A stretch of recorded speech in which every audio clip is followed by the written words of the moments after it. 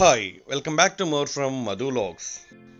ఈ వీడియో బ్లాగ్లో నిజాం రాజుల అత్యుత్తమ కట్టడాల్లో ఒకటైనటువంటి చౌమహల్లా ప్యాలెస్ని, ఆ చౌమహల్లా ప్యాలెస్ యొక్క విశేషాలని, వింతల్ని ఈ వీడియో బ్లాగ్లో నేను మీకు క్లియర్గా ఎక్స్ప్లోర్ చేసి చూపిస్తున్నాను.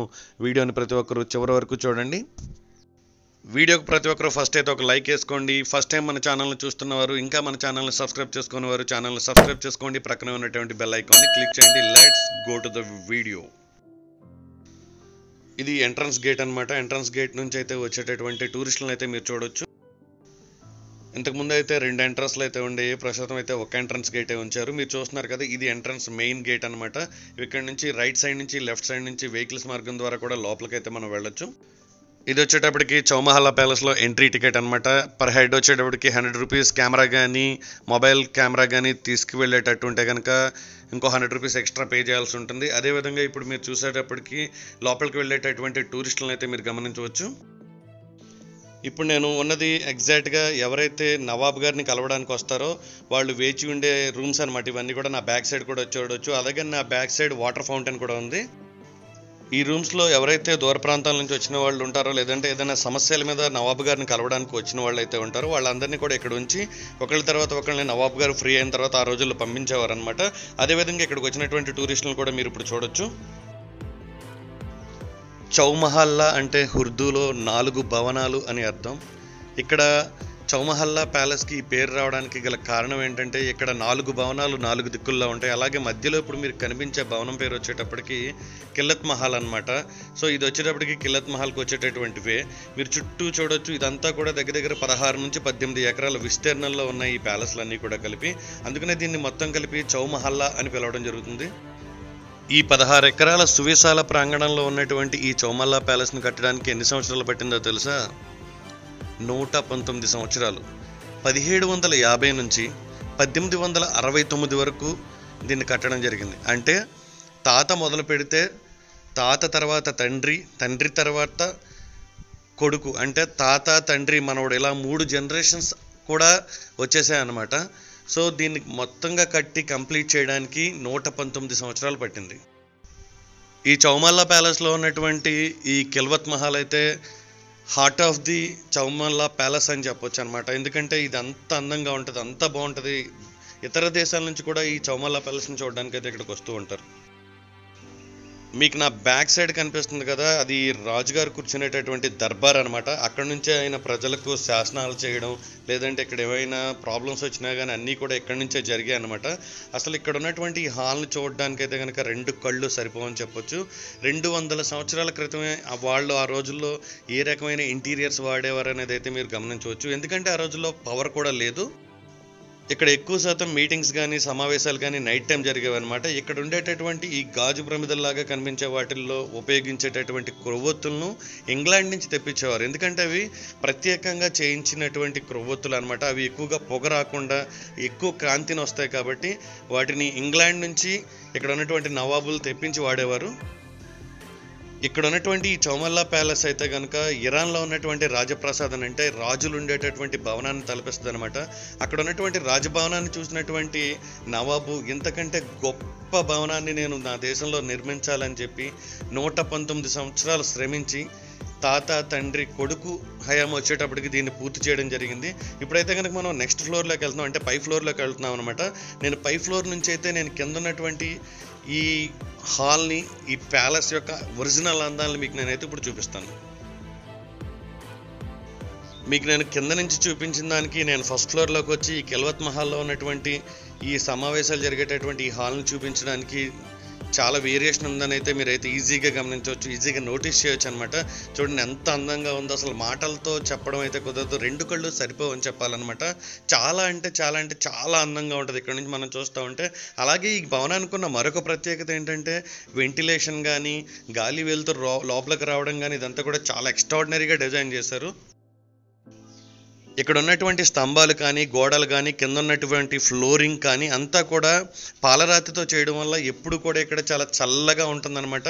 ఏ సీజన్తో సంబంధం లేకుండా ఎప్పుడు కూడా ఒకటే టెంపరేచర్స్ మెయింటైన్ అయ్యేలాగా వాళ్ళు ఆ రోజుల్లోనే, ఏమాత్రం టెక్నాలజీ లేని ఆ రోజుల్లోనే ఇంత గొప్ప బిల్డింగ్స్ని అయితే కట్టడం జరిగింది. ఈ కిల్వత్ మహల్లో ఉన్నటువంటి ఈ దర్బార్ మహల్లో ఇప్పుడు దాకా అయితే నేను మీకు ఈ దర్బార్ మహల్ వ్యూస్ అయితే చూపించాను. ఇప్పుడైతే కనుక ఈ కిల్వత్ మహల్లో ఉన్నటువంటి ఆయుధాలు ఉన్నటువంటి గొడౌన్లోనైతే కనుక ఉన్నటువంటి ప్రత్యేకంగా తయారు చేసినటువంటి గన్స్ని అయితే మీకు నేను చూపిస్తున్నాను. ఇవి చాలా స్పెషల్గా డిజైన్ చేసుకుని ఇక్కడ వాళ్ళు వాడేవారు అనేది చాలా క్లియర్గా తెలుస్తుంది. ఎందుకంటే వీటి షేప్ కానీ వీటి షైనింగ్ కానీ ఇంకా అలాగే ఉంది. ఏమాత్రం చెక్కు చెదరకుండా వాటిని భద్రపరిచారని చెప్పొచ్చు. ఇదంతా కూడా నిజామ్స్ కాలం నాటి వాళ్ళు యూజ్ చేసినటువంటి బాణాలు, విల్లులు, కత్తులు, బరిసెలు, గండ్రగొడ్డళ్ళు అవన్నీ కంప్లీట్గా ఇవన్నీ కూడా ఆయుధాలేనమాట మొత్తం కూడా. నిజాం కాలం నాటి సైనికులు యూజ్ చేసేటటువంటి డ్రెస్ అనమాట ఇది. అందరు సైనికులకి కాదు, కొందరు స్పెషల్ ఫోర్స్ అని చెప్పి ఇప్పుడు మనం ఎలా పిలుస్తున్నామో ఆ రోజుల్లో కూడా స్పెషల్ ఫోర్సెస్ ఉండే అనమాట. అదేవిధంగా వాళ్ళు వాడినటువంటి గన్నలు, అదేవిధంగా గన్నల్లో యూజ్ చేసేటటువంటి బుల్లెట్స్ వేసుకునేటటువంటి చిన్న చిన్న సంచులు అవన్నీ కూడా ఇంకా భావితరాల వాళ్ళు చూడాలి, భావితరాల వాళ్ళు తెలుసుకోవాలనే విధంగానైతే ఇక్కడ చాలా బాగా భద్రపరిచి పర్యాటకులను అందరూ చూసే విధంగానైతే పెట్టడం జరిగింది. ఇప్పుడైతే కనుక మనం నెక్స్ట్ రూమ్కి అయితే వెళ్తున్నాం అన్నమాట. ఇప్పుడైతే నేను నిజాం కాలం నాటి వాళ్ళు దిగినటువంటి ఫొటోస్, అలాగే సిల్వర్ జూబ్లీ సెలబ్రేషన్స్ టైంలో వాళ్ళు వాళ్ళ ఫ్యామిలీ మెంబర్స్తో కలిసి ఉన్నటువంటి ఫొటోస్ అన్ని కూడా ఈ ఫోటో ఎగ్జిబిషన్లోనైతే పెట్టడం జరిగింది.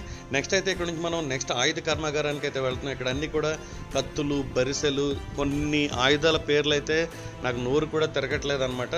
బట్ ఇవన్నీ కూడా చాలా జాగ్రత్తగా మెయింటైన్ చేస్తున్నారని అయితే చాలా క్లియర్గా అర్థమవుతుంది.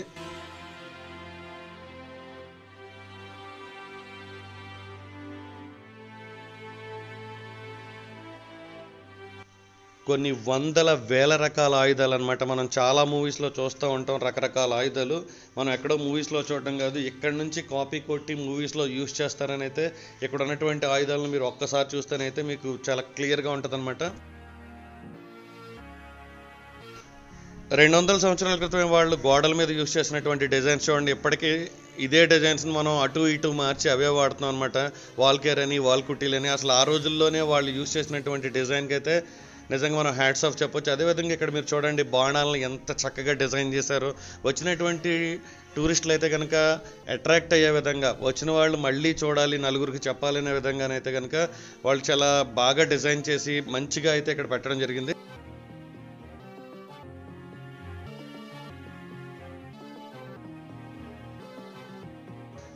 ఇప్పుడైతే మనం ఈ చౌమల్లా ప్యాలెస్లో ఉన్నటువంటి మిగతా భవనాలను మీకు చూపించడానికి అయితే నేను వెళ్తున్నాను. అదేవిధంగా నా బ్యాక్ సైడ్ అయితే మీరు చూడొచ్చు, ఇదంతా కూడా కిల్వత్ మహల్ బ్యాక్ సైడ్ ఉన్నటువంటి గ్రౌండ్ అనమాట. నా బ్యాక్ సైడ్ క్లియర్గా చూడొచ్చు, అది కిల్వత్ మహల్ బ్యాక్ సైడ్ వ్యూ అనమాట. అదంతా కూడా కంప్లీట్గా ఫ్రంట్ సైడ్ నుంచి వస్తున్న, బ్యాక్ సైడ్ నుంచి వస్తున్న వ్యూలో కానీ అందంలో కానీ కిల్వత్ మహల్ని మించింది అయితే కనుక ఈ చౌమల్లా ప్యాలెస్లో లేదని చెప్పాలి. అందుకే దీన్ని heart of the Chowmahalla palace అని చెప్పి కిల్వత్ మహల్ని పిలవడం జరుగుతూ ఉంటుంది. ఈ కిల్వత్ మహల్కి 4 ప్రక్కల 4 భవనాలు ఉన్నాయని అయితే నేను మీకు చెప్పడం జరిగింది.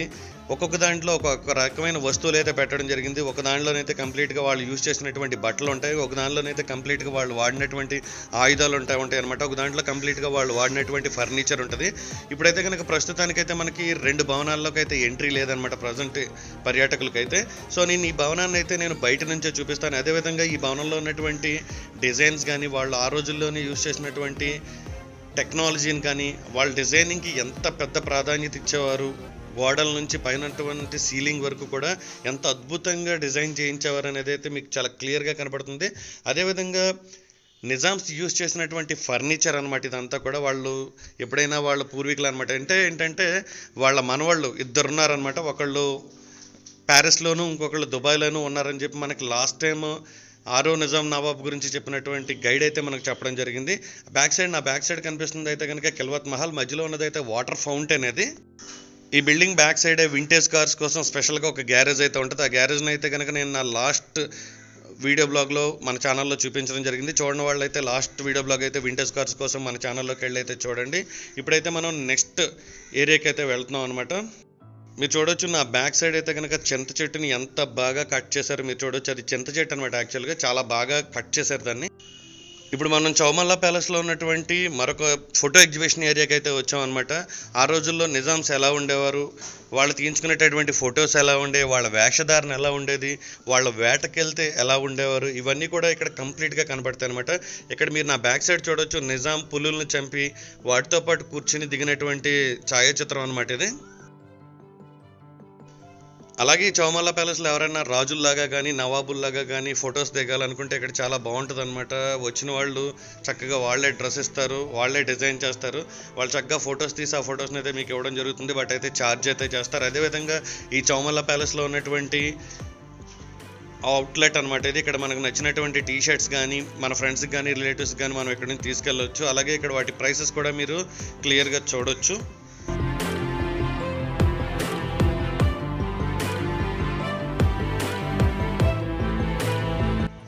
ఇది కంప్లీట్గా అవుట్లెట్ కమ్ టేక్ అవే అనమాట. ఇక్కడ నుంచి మనం నచ్చిన దాన్ని ఏదైనా బై చేసి ఇక్కడ నుంచి మనం తీసుకెళ్ళవచ్చు. అదేవిధంగా ఇక్కడికి వచ్చేటటువంటి ఫారినర్స్కి అయితే కనుక కంపల్సరీగా వేరే ప్రైస్ అయితే ఉంటుంది అనమాట. ఎంట్రీకి కానీ అదేవిధంగా వాళ్ళ ఫొటోస్ కానీ వీడియోస్ కానీ తీసుకోవడానికి అయితే కంప్లీట్గా వేరే ప్రైస్ ఉంటుంది. ఇండియన్స్కి మాత్రం ఒక ప్రైస్ ఉంటుంది, ఫారినర్స్కి అయితే వేరే ప్రైస్ ఉంటుంది.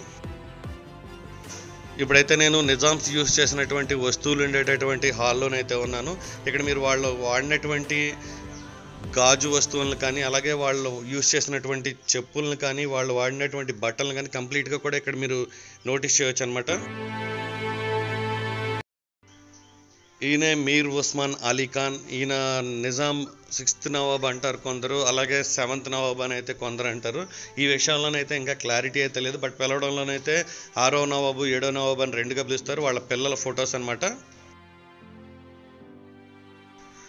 ఇప్పుడు మనం ఈ బిల్డింగ్లో ఉన్నటువంటి ఆయుధ సామాగ్రిని అయితే మళ్ళీ మీకు నేను చూపిస్తున్నాను. ఇది వేరే బిల్డింగ్ అనమాట. కంప్లీట్గా ఇందాక చూపించింది వేరు, ఇప్పుడు చూపించింది వేరు. ఎందుకంటే మీరు ఒక్కసారి కనుక చౌమల్లా ప్యాలెస్కి వచ్చి ఇక్కడ ఉన్నటువంటి ఆయుధాలను చూస్తే కనుక ఇది ఒక పెద్ద ఫ్యాక్టరీ అనే అనుకుంటారు.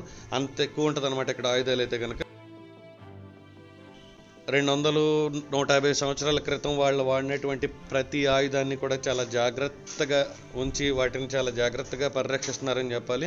అదేవిధంగా ఇక్కడైతే నాకు బాగా ఎక్కువగా నచ్చింది ఏంటంటే బాణాలు చాలా ఎక్కువగా నచ్చాయని చెప్పొచ్చు. ఎందుకంటే ఆ బాణం పొల్లలు కూడా చాలా బ్రౌనిష్గా అంటే బ్రౌన్ కలర్లో ఉన్నాయి. యాక్చువల్గా బాణాలు ఎప్పుడైనా వైట్గా ఉంటాయని చెప్పి ఇంతకు ముందు వరకు నేను అనుకునేవాడిని. డిఫరెంట్ కత్తులను చూసాము, డిఫరెంట్ గన్స్ని కూడా చూసాము. ఇప్పుడైతే మనం కంప్లీట్గా ఈ చౌమల్లా ప్యాలెస్ బయట అయితే ఉన్నాము. అంటే కిల్వత్ మహల్ దగ్గరికి అయితే వచ్చామన్నమాట. ఈ కిల్వత్ మహల్ దగ్గర ఒక స్పెషాలిటీ ఉంది. ఏంటంటే ఇక్కడ ఫంక్షన్స్ కానీ మ్యారేజ్ని కానీ ఈవెంట్స్ని కానీ పెట్టుకోవచ్చు. బట్ దానికి ఒక సపరేట్ ప్రైజ్ అనేది అయితే ఉంటుంది. మన సబ్స్క్రైబర్స్లో కానీ ఈ వీడియో చూస్తున్న వారు కానీ ఎవరైనా కిల్వత్ మహల్ని చూసినా లేదంటే కిల్వత్ మహల్లో జరిగినటువంటి ఏదైనా ఫంక్షన్స్కి అటెండ్ అయినా కామెంట్ సెక్షన్లోనైతే ప్రతి ఒక్కరు ఖచ్చితంగా కామెంట్ చేయండి. ఇక్కడ జరిగేటటువంటి ఈ ఈవెంట్ని చూడడానికి అయితే చాలామంది టూరిస్టులు అయితే వెయిట్ చేస్తున్నారని చెప్పొచ్చు. ఏం జరుగుతుంది ఏంటి, ఏదైనా సినిమా షూటింగ్ జరుగుతుందన్నంత రేంజ్లో ఉంది ఇక్కడ ఆర్గనైజర్స్ ఏర్పాట్లు అయితే కనుక.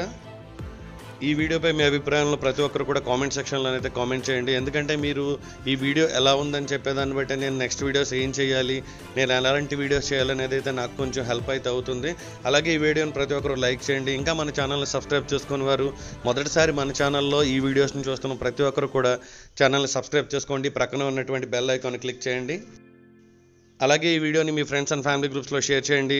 వింటేజ్ కార్స్ గురించి కానీ 100 కోట్ల బంగారపు టిఫిన్ బాక్స్ గురించి కానీ బంగారు సింహాసనం గురించి కానీ ఆ వీడియో బ్లాగ్స్ చూడని వాళ్ళు ఈ వీడియో డిస్క్రిప్షన్లో లింక్స్ పెట్టడం జరుగుతుంది. అలాగే మన ఫేస్బుక్, ఇన్స్టాగ్రామ్, ట్విట్టర్లోనైతే ప్రతి ఒక్కరు కూడా ఫాలో అవ్వండి. Thanks for watching. Next video బ్లాగ్లో మళ్ళీ కలుద్దాం.